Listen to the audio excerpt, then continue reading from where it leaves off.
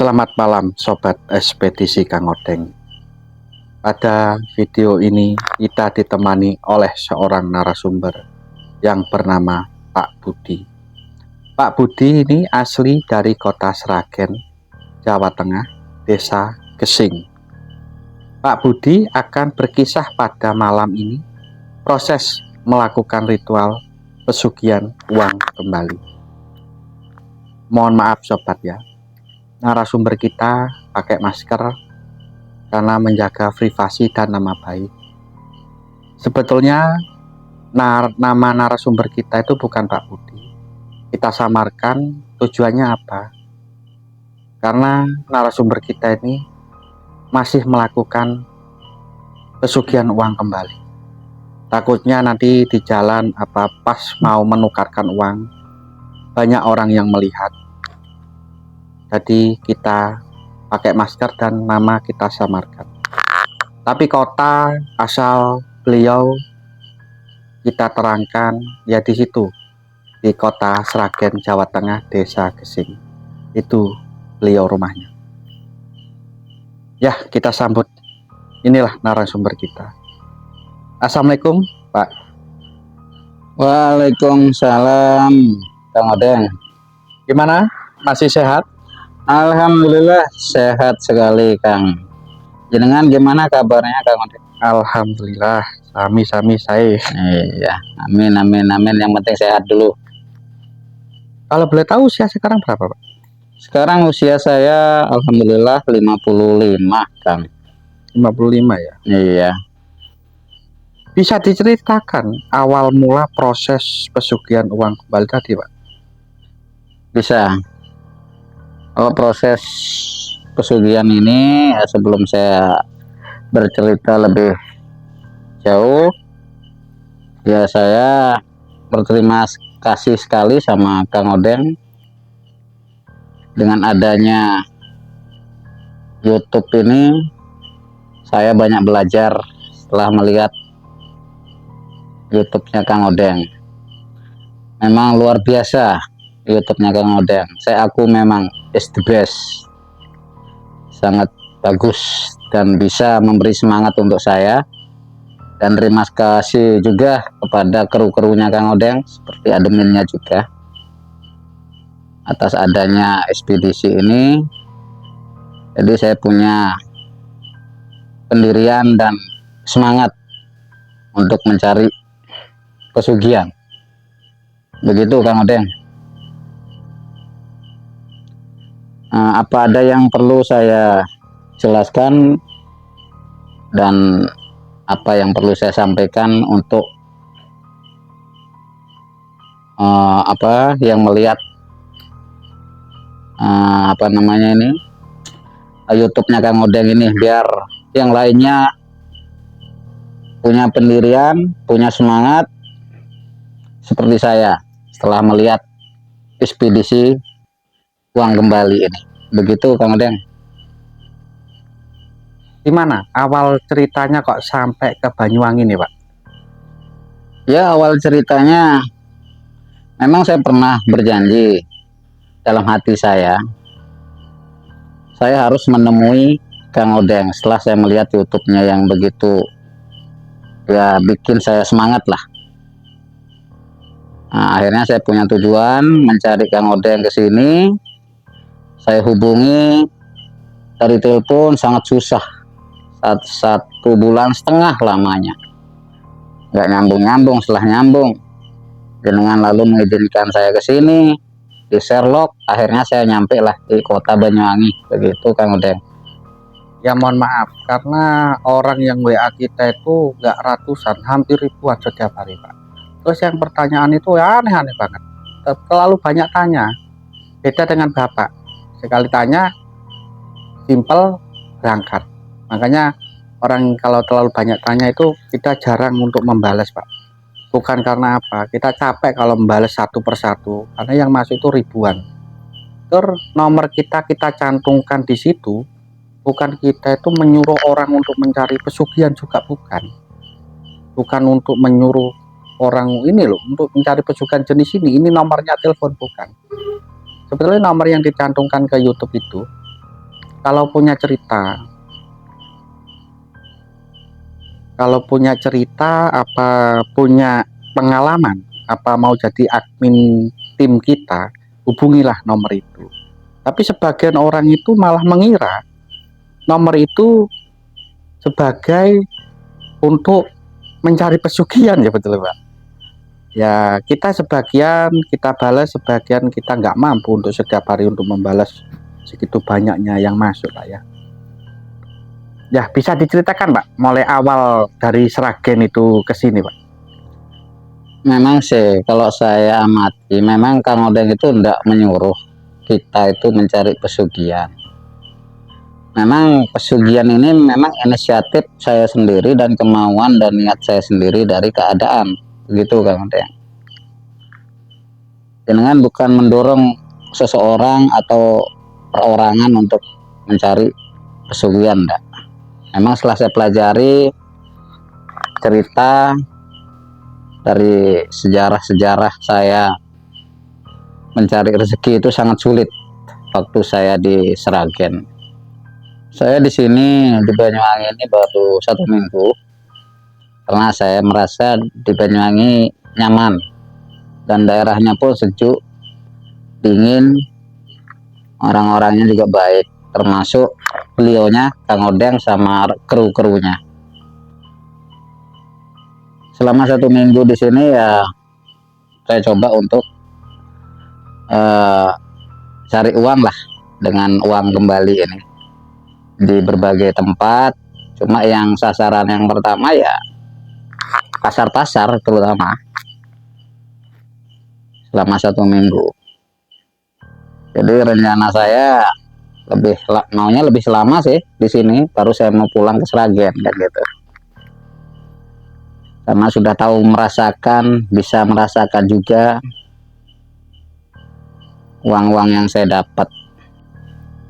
Awal mulanya begini Kang Odeng, dari perjalanan saya waktu ingin sukses dan ingin jadi orang kaya atau orang cukup lah begitu. Selama saya di Jawa Tengah di Sragen, saya menjalani dengan mencari uang yang berlebihan itu berbagai macam cara Kang. Awal mulanya saya ikut dunia antik itu.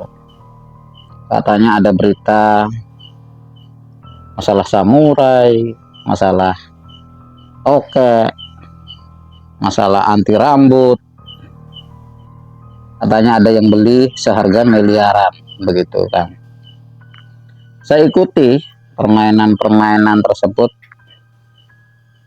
seperti jual beli tokek itu. Katanya tokek itu harganya ratusan miliar katanya. Saya ikuti sampai lama, saya ikuti mulai tahun 2000, bukan 2000, salah. Kalau nggak salah ingat saya itu 98 saya ngikuti dunia antik itu. Tapi kalau masalah tokek ini mulai tahun 2000 begitu awal mulanya. Nah, setelah itu katanya ratusan miliar. Saya sampai habis-habisan punya motor butut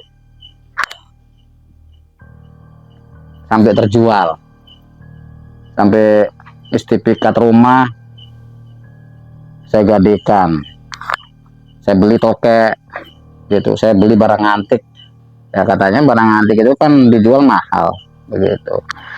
Ternyata itu hanya uak aja, tidak sesuai dengan ceritanya orang-orang yang beli. Bener enggak seharga miliaran gitu, karena capek-capek akhirnya habis semua di rumah saya karena tidak ada apa-apa sudah yang bisa diharapkan di rumah itu Kang Odeng. Akhirnya saya iseng-iseng awal kalinya itu, saya lihat HP, saya punya HP istilahnya HP Samsung J2 nih, nggak salah waktu itu J2 Pro. Saya lihat HP kok yang muncul ekspedisi Kang Odeng, masalah pesugihan waktu itu. Akhirnya kok tak lihati karena banyak yang mengikuti, banyak ceritanya di YouTube-nya Ekspedisi Kang Odeng itu. Nah, akhirnya saya punya keinginan, saya harus ke Banyuwangi. Saya mau cari jalan biar saya bisa mencari uang dengan cepat dengan mengikuti saran-saran yang seperti yang saya lihat di Ekspedisi Kang Odeng itu. Nah, karena saya dari penasaran saya datanglah ke Banyuwangi. Ya memang saya waktu itu saya telepon bolak-balik itu karena banyak pengikutnya, tidak pernah direspon. Nah, karena tidak pernah direspon, sekali direspon adminnya yang nyambung. Saya minta tolong, saya bilang gitu, kalau memang itu ekspedisi benar atau adanya sangat bisa memberikan pengarahan ke saya untuk mencari rezeki. Saya bilang sama adminnya, tolong di Sherlock saya mau ke Banyuwangi, saya pengen ketemu Kang Odeng. Saya gituin adminnya, akhirnya di Sherlock, saya datanglah ke Banyuwangi. Seperti itu kalau masalah. Tapi sebelum saya ke Banyuwangi saya sudah capek sebetulnya, sampai habis-habisan gara-gara antik itu. Berbagai macam cara saya lakukan. Samurai katanya ratusan M, ternyata bohong semua. Pakai ternyata ratusan M, hanya cerita begitu. Singkat cerita, saya sampailah di kota Banyuwangi, termasuk pinggiran Banyuwangi lah. Akhirnya saya nyampe Banyuwangi, saya coba komunikasi sama adminnya, lalu saya minta di Sherlock waktu itu. Nah, setelah saya di Sherlock, saya coba cari ojek di terminal itu. Saya suruh mengantarkan saya ke tempat Sherlocknya admin. Begitu saya nyampe di rumah admin di pedesaan itu, nah terus setelah nyampe sana ketemu orangnya, adminnya. Nah saya bilang sama adminnya, apa jenengan yang punya YouTube Ekspedisi Kang Odeng? Saya gitu kan. Oh iya benar gitu katanya adminnya. Nah saya bilang, saya bisa ketemu Kang Odeng nggak? Nah, terus adminnya jawab bisa. Akhirnya saya diantar lah sama adminnya. Dari rumah adminnya ke rumah Kang Odeng itu perjalanan sekitar 7 kilo itu. Lalu saya tidak naik ojek, di gonceng, saya naik sepeda motor sama adminnya ke rumahnya Kang Odeng. Akhirnya alhamdulillah ketemulah saya sama Kang Odeng di rumahnya. Waktu itu Kang Odeng pas ada tamunya juga, nggak tahu teman-temannya, mungkin saya nggak ngerti. Nah, setelah temannya pulang bubar, baru saya bicara intinya. Nah, saya bilang assalamualaikum gitu, Pak, saya di kesini tujuannya silaturahim, saya gituin sama Kang Odeng. Saya tanyakan masalah YouTube-nya, apa bener jenengan yang punya Ekspedisi Kang Odeng, saya gitu. Langsung dia bilang benar. Akhirnya saya ungkapkan yang menjadi keinginan saya. Nah, saya mau mencari jalannya rezeki dengan uang kembali itu, gitu saya sama Kang Odeng itu. Singkat cerita, saya ketemulah sama si Abah. Nah, karena mungkin Abah mungkin ngerti apa tujuan utama saya tanya jawab untuk gimana caranya supaya saya sukses dari Banyuwangi. Begitu saya sama Abah, dengan cara mencari pesugihan uang kembali. Begitu saya sama Abah. Tapi Abah, sebelum saya melakukan, saya bertanya sama Abah waktu itu, apa ada korbannya Abah? Kalau ada korbannya saya tidak mau, saya gitu kan Abah waktu itu. Ternyata tidak ada korbannya. Dengan seiringannya berjalan waktu, besoknya saya diajak ke suatu tempat. jalannya sangat belak-belok, kayaknya di daerah pegunungan itu.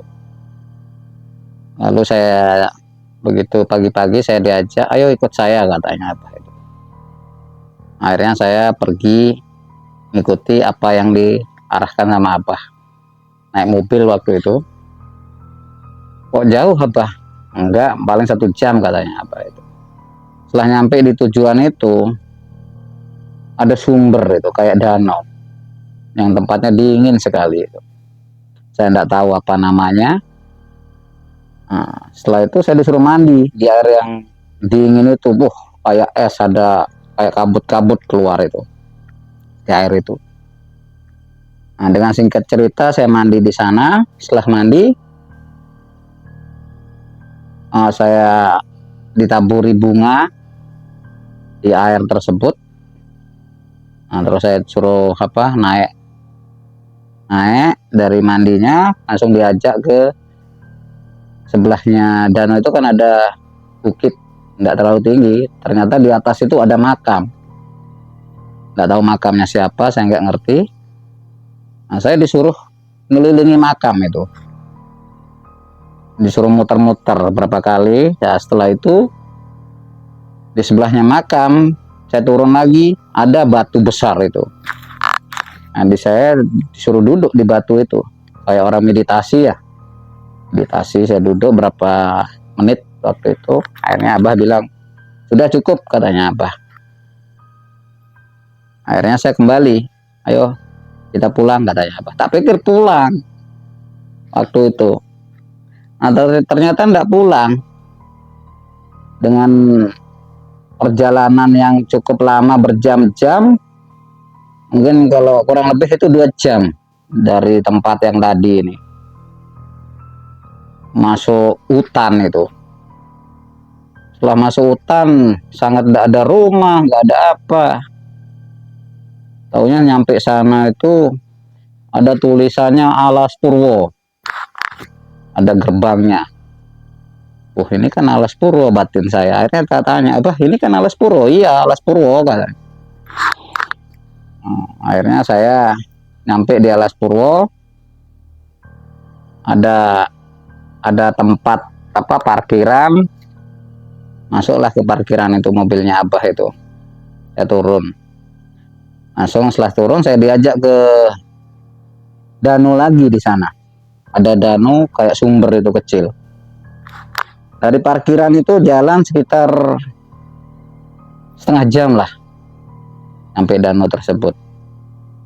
Nah, katanya Abah buka bajunya katanya. Waduh, buka lagi. Kok mandi lagi? Tadi kan udah mandi ya bahasa gitu. Enggak apa-apa. Kamu harus ngikuti apa yang saya bilang. Katanya mau kaya katanya. Iya. Itu akhirnya bukannya pakai sempak, enggak pakai apa-apa, suruh telanjang bulat dah. Waktu itu mandilah saya berendam di sana sekitar kurang lebih 30 menit ya, telanjang bulat itu. Tapi ditaburkan bunga itu, nggak tahu bunga apa, nggak ngerti, banyak warna-warni lah bunga tersebut. Nah, setelah itu saya disuruh naik, suruh pakai baju lagi. Setelah pakai baju itu lagi, saya diajak jalan ke tengah hutan. Nggak tahu tujuannya kemana. Ketemu danau lagi itu. Mungkin 9 kilo dari danau tempat awal tadi nih. 9 kilo. Nah, ketemu danau loh. Abah kok ada danau lagi, saya gitu ya. Iya ini. Kamu di sini mandi terakhir katanya. Di sini untuk pemulihan, penyempurnaan, membersihkan jiwa, ragamu, pikiranmu dari hal-hal yang enggak. Nanti kalau sudah bersih, betul-betul badannya, hati nuraninya bersih, disinilah yang terakhir katanya Abah itu. Ya saya lakukan lah, tapi di sana enggak telanjang bulat, yang danau yang terakhir ini. Berendam saya mulai maghrib itu, berendam sampai malam saya di sana itu. Kurang lebih itu 3 jam saya berendam yang terakhir itu. Nah, setelah 3 jam baru saya diajak pulang ke rumahnya Abah itu. Setelah diajak pulang, nah, terus saya masuk ke padepokannya Abah. Nah, langsung saya dikasih amalan, doa-doa yang saya harus dihafalkan. Amalannya tuh enggak panjang, singkat, pendek juga, gampang dihafalkan. Nah, setelah saya hafal baca tersebut, baru saya dimasukkan ruangan itu. Saya diajak masuk ke kamar waktu itu. Kamar itu waktu saya masuk gelap sekali. Angin-anginannya enggak ada, tapi gelap. Nggak ada lampu, nggak ada apa. Nah, langsung saya disuruh diam sekitar 9 menit di kamar itu. Nah, karena di dalam pengap, terus ada bisikan. Saya dikasih kode sama Abah, kalau ada nanti saya totok 3 kali, berarti kamu harus keluar, kata Abah. Langsung setelah berapa menit kemudian saya ditotok pintunya, tok tok tok 3 kali, saya keluar, dikasih kode. Nah, setelah itu Abah ngomong, kalau kamu sudah masuk ruangan berarti kamu udah diterima, katanya Abah. Nah, sekarang kita ngadakan selamatan, syukuran, katanya Abah. Nah, saya ikuti ya Abah. Pokoknya wis perasaan saya ndak enak dalam kamar itu, kayaknya wis beda suasananya, kayaknya ada makhluk astral di dalam kamar tersebut waktu itu. Nah, setelah keluar dari kamar tersebut, selamatan, ada ketan merah, ketan hijau, macam-macam warna-warninya lah, sama bunga-bunga tertentu, sama ayam itu, ayam kayak ayam dipanggang gitu. Itu ada kue-kue yang 1000-an di pasar itulah. Setelah selamatan itu, pas malam Jumat itu, pada waktu itu malam Jumat juga, ketepaan malam Jumat, akhirnya saya disuruh masuk ke kamar tersebut setelah selamatan dengan membawa sesajen kayak piring, itu piring satu tapi ada ketannya hitam, putih, kuning, dan rokok, dan bako, dan kopi waktu itu. Bahwa ini masuk sama dupanya, katanya, di dalam itu. Begitu saya masuk, kamu harus posisi duduk di tengah-tengah. Apa yang saya ajarkan tadi, doa-doa tadi, mantra yang pendek itu, kamu harus menyebut itu terus, katanya apa. Saya lakukan waktu itu. Saya lakukan, baca itu sambil adaptasi ya, bersila lah gini. Bersila gini, dan pejamkan mata. Sajen itu depan saya sambil membaca itu. Setelah saya baca berapa jam kemudian itu, sambil menjamkan mata, di telinga saya ini ada kayak terdengar suara rame orang, kayak pasar gitu loh, kayak pasar itu dah. Sambil menjamkan mata itu saya, waduh, ada apa ini gitu, saya kok rame, tapi saya di kamar gitu. Nah, katanya Abah sih pernah pesan tadi sebelum saya masuk, kalau rame, kamu mendengar orang kerumunan banyak, berarti kamu sudah sukses, katanya Abah gitu. Akhirnya berapa jam saya di dalam kamar itu keringat, karena pengap kan, panas, gelap sekali, sambil baca doa itu. Semakin sering saya baca, semakin rame. Nah, begitu. Setelah singkat ceritanya, setelah jam 1 malam, dikasih kode lagi sama Abah itu, ditotok pintunya, tok tok tok tok. Tapi Abah ini justru sudah ngerti kalau saya sudah menguasai gitu. Sudah menguasai. Akhirnya ditotok pintunya, akhirnya saya keluar.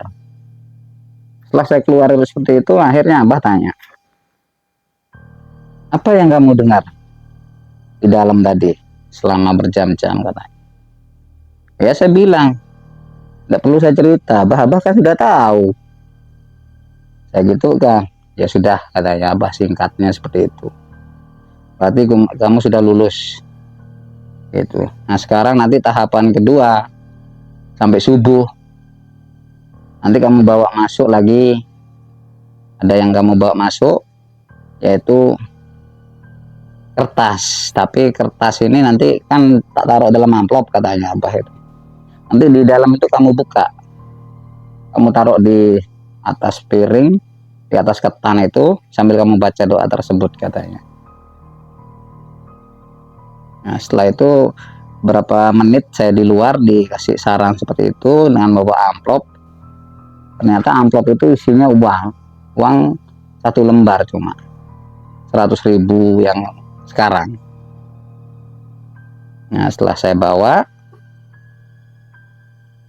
masuk ke sana, terus ritual berapa lama, akhirnya uang ini saya ambil di amplop, amplopnya tak taruh, uang ini dipegang tangan saya sebelah kanan sambil baca doa itu waktu itu. Setelah saya baca doa sambil merem itu, sambil terpejam mata saya, kok uang ini kok kayak gerak di tangan saya, kayak cermet-cermet gitu, kayak orang kesemutan gitu loh, kayak uang gerak. Oh, uang ini kok gerak, batin saya sambil membaca itu. Nah, semakin cepat saya baca, kayak kesemutannya itu, kayak uang ini semakin dahsyat, kayak orang kesetrum itu, kayak nyedot di tubuh saya uang ini. Nah, setelah itu karena sudah sangat lelah letih juga saya, akhirnya tak kuat-kuatin karena kepingin sukses gitu loh. Memang si Abah bilang kalau sudah kayak orang kesetrum berarti kamu sudah berhasil menguasai uang tersebut katanya. Dan singkat cerita, malam ketiga saya disuruh adaptasi lagi di dalam kamar itu sama Abah.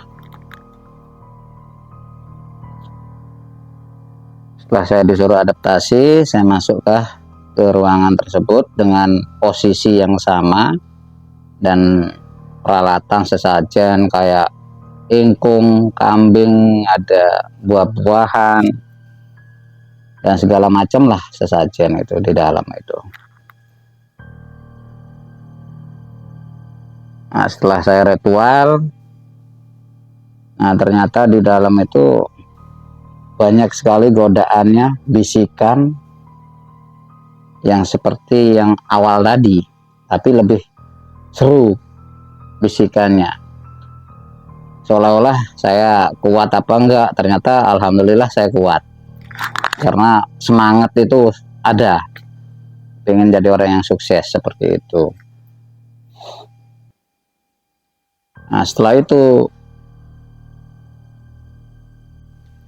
setelah saya masuk di dalam kamar, itu saya harus membaca mantra yang diajarkan sama Abah itu. Sampai berulang kali, mungkin kurang lebih berapa ribu kali gitu waktu itu. Semakin lama saya baca sambil menjamkan mata waktu itu saya, dengan sesajen-sesajen yang ada. Terus setelah saya berapa ribu waktu itu, memang di dalam kamar itu dikasih penerangan, memang 1 lilin waktu itu di dalam kamar itu. Nanti kalau lilin itu mati, kamu bisa merasakan sesuatu katanya Abah. Maka nanti setelah lilin itu mati, kamu buka mata kamu katanya Abah. Nah, setelah saya baca mantra itu ribuan kali, akhirnya keringet dingin, panas, wis, karena tidak ada udara di ruangan tersebut.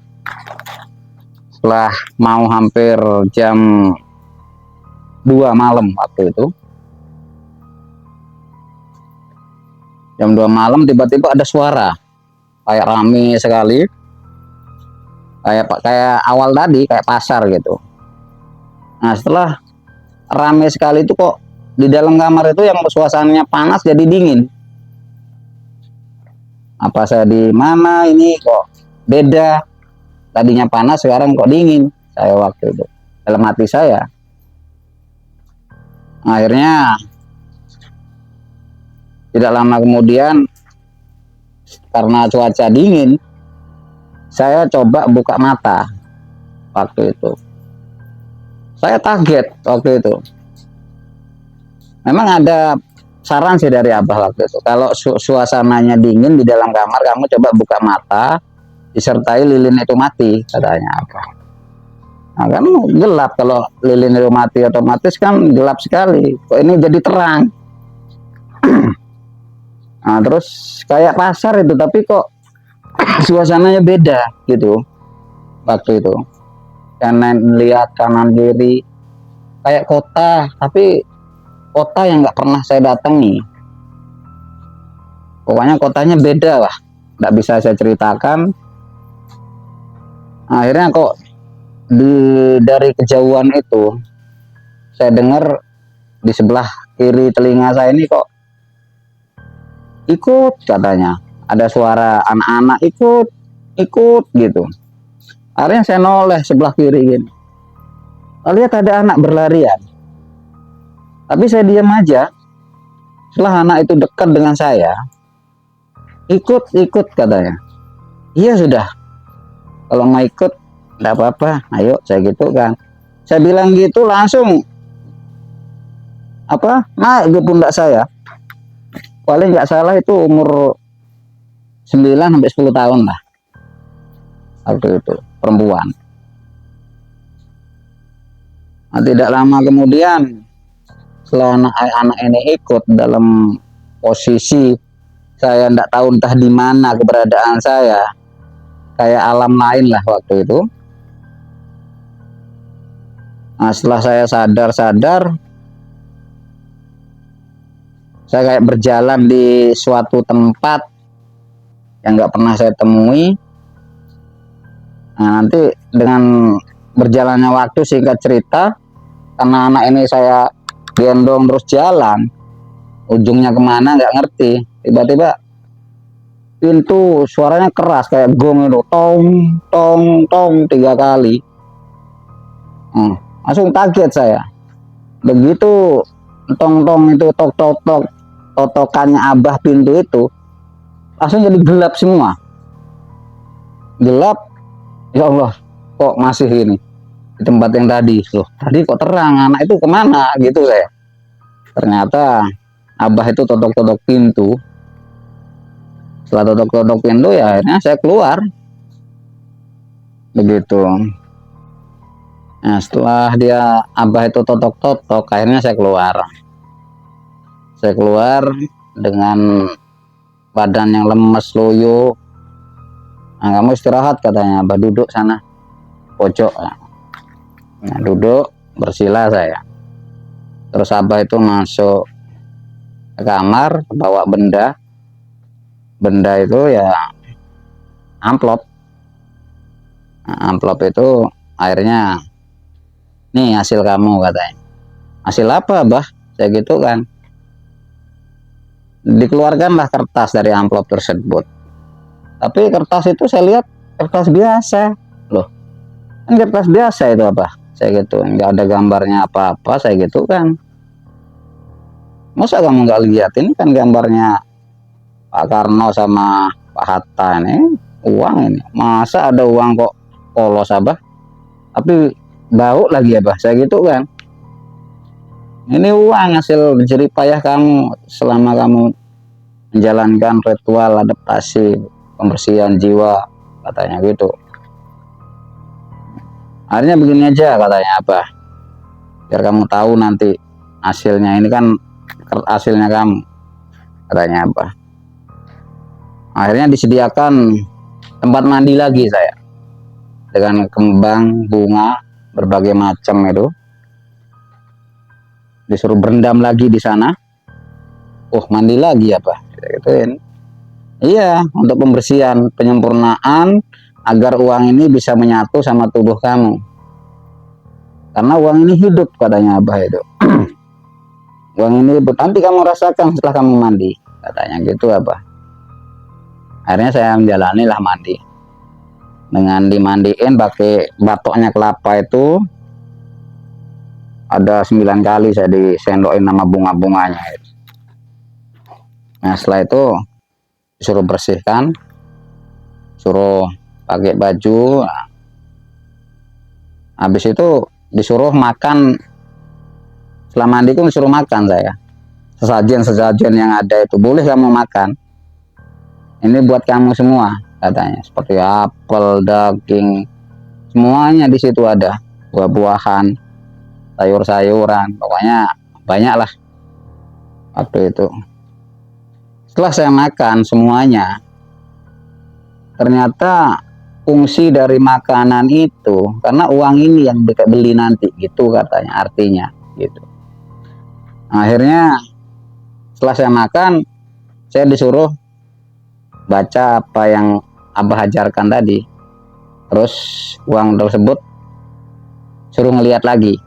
Nah, saya lihat, dibukalah sama Abah. Ini gimana? Sekarang kamu bisa lihat katanya. Oh bisa Abah, itu uang sudah.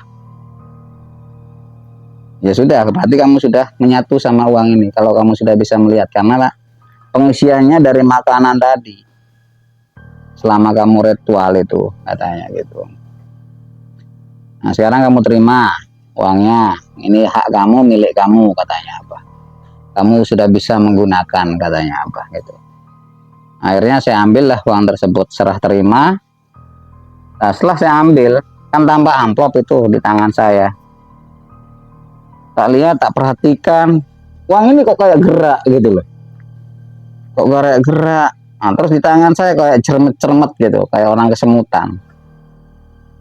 Terus di uang ini kok kayak orang ngelihat layar TV itu kok bisa gerak kayak banyak orang gitu loh. Terus saya perhatikan kok kayak ada anak-anak tadi di dalam uang ini gitu loh. Kok bisa ya gitu saya. Aduh. Nah tapi di dalam uang ini kayak anak ini kayak ngawi-ngawi gini. Akhirnya tak simpen nebah, saya bilang, kok kayak TV uangnya. Ya itu berarti sudah menyatu sama jiwa dan hati kamu, apa yang jadi keinginan kamu katanya. Nah, sudah, mulai besok kamu bisa menggunakan uang ini katanya Abah itu. Bener Abah saya gitu. Nih ya, kamu cari uang dulu, kamu coba beberapa hari di daerah sini. Mulai besok kamu bangun pagi, kamu jalan sudah. Kalau kamu jalan jangan sampai nengok ke belakang katanya Abah. Mana tujuan kamu, niati sudah. Karena uang ini sudah bergerak, sudah fungsi, bisa kamu pergunakan apa aja katanya Abah. Ya sudah, pagi hari saya berangkat. Nah, target saya moga-moga lah. Awalnya saya ini deg-degan, bisa enggak ya gitu saya. Akhirnya jarak sekitar 25 kilo lah dari rumah Abah. Saya pinjam motor waktu itu, motornya Abah. Nggak tahu, sekarang nggak tahu jalan. Tapi saya punya nomor santrinya itu. Nanti kalau nyasar batin saya tinggal telepon aja kan gitu saya. Harus jauh kan targetnya dari rumah Abah gitu waktu itu. Terus ada warung satu, warung ya mewah termasuk warung itu, bukan warung-warung biasa. Banyak mobil-mobil saya lihat. Tak coba lihat di sana. Tak coba beli aqua waktu itu. Aqua besar karena haus ya, sambil deg-degan juga sih. Aku juga bisa enggak nanti kalau, tapi uang ini gerak terus, tapi kalau gerak sama orangnya gitu gimana gitu. Nah ternyata saya coba, Pak beli aquanya satu ya. Beli sambil orangnya ngelihat aja, ngelihat saya juga beli. Ternyata dipegang yang jual aqua ini enggak gerak. Oh iya katanya, ini susui saya, dikembalikan. Disusui 90, nggak salah 95 waktu itu. 95, ya sudah disusuk. Saya langsung naik motor. Sampai berapa kilo kemudian, tak cari di kantong. Kan uang ini tak taruh di kantong depan waktu itu. Ya persis ini yang saya pakai ini kan ada sletingnya, ini tak taruh sini. Jarak berapa 5 kilo waktu itu. Tak raba gini di jalan. Tapi kok kayak ada gitu loh. Langsung saya lihat, berhenti sebentar sambil nengok belakang saya. Oh iya, kembalilah lagi. Alhamdulillah gitu. Saya senang sudah. kembali 95 waktu itu. Oh, jarak 2 kilo tak coba lagi sampai 1 hari itu kalau nggak salah puluhan tempat saya waktu itu, puluhan tempat tak belanjakan, tak banyak, nggak kehitung pokoknya, masuk kantong, masuk sampai mendul kantong saya. Wah, berarti sudah sukses ini gitu. Waduh, terima kasih gitu. Tapi saya ingat, terima kasih Kang Odeng, gitu pikiran saya, karena ada pengarahan dari Kang Odeng waktu itu. Terima kasih Kang Odeng, bukan terima kasih Abah lagi. Ya, waktu itu kan dikasih petunjuk soalnya sama Kang Odeng itu. Makanya terima kasih Kang Odeng gitu, bukan terima kasih Abah. Karena kantong saya sudah mentul masalahnya. Nah, sampai setelah mentul gitu, saya pas mau maghrib itu istirahat di warung. Warungnya memang warung kayak sepi. Kita coba lihat uangnya, sama keluarin. Kita lihat kiri kanan dulu. Banyak sekali uang ini, gitu. Sampai akhirnya beli kresek saya. Tak masukin kresek uangnya, mau tak hitung nggak berani karena banyak orang. Alhamdulillah, gitu. Akhirnya nggak saya hitung berapa jumlahnya. Sudah mau gelap, saya kembali pulang ke tempatnya Abah. Akhirnya sudah gelap, pulanglah saya ke Abah. Setelah itu ketemu Abah, gimana katanya Abah? Alhamdulillah Abah, sukses, berhasil. Nah, ya sudah, berarti kamu sudah bisa katanya. Terus berapa kamu dapat? Enggak tahu Abah, belum saya hitung. Saya gitu, lihat katanya, dilihat sama Abah. Banyak juga ya katanya. Katanya Abah bercanda. Saya enggak dikasih katanya, jangan, ini kan keringat saya, gitu saya waktu itu. Akhirnya saya bilang sama Abah, saya mungkin 2-3 hari lagi saya mau pulang, tapi tiap hari saya mau jalan lagi. Besok saya mau jalan lagi, mungkin besok sasarannya pasar Abah gitu. Ya terserah kamu kemana aja, itu sudah urusan kamu, bukan urusan saya katanya Abah. Karena kamu sudah lulus semuanya, kayak orang lulus sekolah katanya. Akhirnya besoknya saya jalan lagi, pinjam lagi motor saya. Tapi yang punya motor seandainya tak kasih uang sama saya, nggak tahu berapa waktu itu. Ya adalah pokoknya biar orang yang punya motor senyum, gitu saya. Langsung saya kembali ulangi masuk pasar. Pasarnya kayak banyak jual-jualan sayur, baju gitu. Tak coba di sana. Ya beli celana saya, kadang beli sempak, kadang beli rokok, macam-macam. Sampai pembelian saya ini 1 kresek penuh, campur sudah itu. Beli kresek merah saya. Nah, akhirnya tapi setelah saya belikan semua, karena banyak bawaannya, saya punya pikiran saya harus beli yang kecil-kecil ya, biar enggak terlalu banyak gitu saya.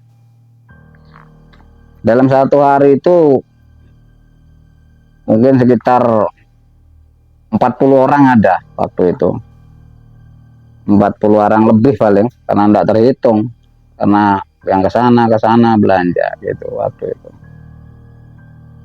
Nah, tapi katanya Abah tempo hari, uang yang saya pakai ini, uang yang bisa bicara, yang gerakin, tak lain kan enggak boleh nekuk, enggak boleh ngusut. Jadi tak ususkan beli dompet.